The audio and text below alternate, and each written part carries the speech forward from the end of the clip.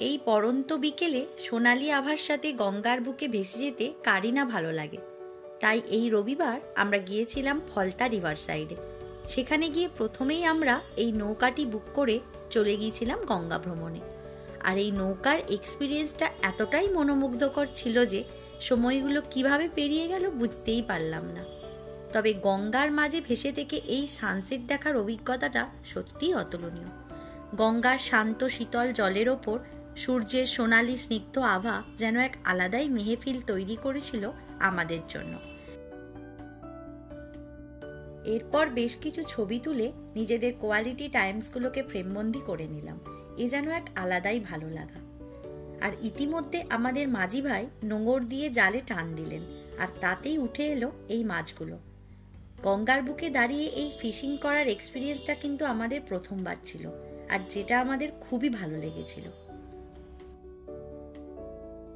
এবার এই মাছগুলো বাছার পালা। তবে মাছগুলো বাছতে গিয়ে প্রথমেই যেটা মনে হয়েছিল, আমাদের এই পতিত পাবনী গঙ্গাকে আমরা কি পরিমাণ দূষিত করছি, যেখানে মাছের সমপরিমাণ প্লাস্টিকও ধরা পড়েছিল এই জালে। আর এই মাছের মধ্যে ছিল ছোট ইলিশ, ট্যাংরা, চিংড়ি, বাঁশপাতা ও আরো অনেক ছোট ছোট মাছ। এরপর মাছগুলো ধুয়ে মাঝি ভাই নোঙর তুললেন। এবার আমাদের ফেরার পালা। সূর্য যখন প্রায় অস্তপাটে, তখন এই ঢেউগুলোর সাথে গা ভাসিয়ে একটাই লাইন মনে আসছিল, মাঝির লাগি আছি জাগি সকল রাত্রি বেলা, ঢেউগুলো যে আমায় নিয়ে করে কেবল খেলা। এরপর পাড়ে এসে মাঝি ভাই আমাদের জন্য মাছ বেছে কেটে রেডি করে দিয়েছিলেন।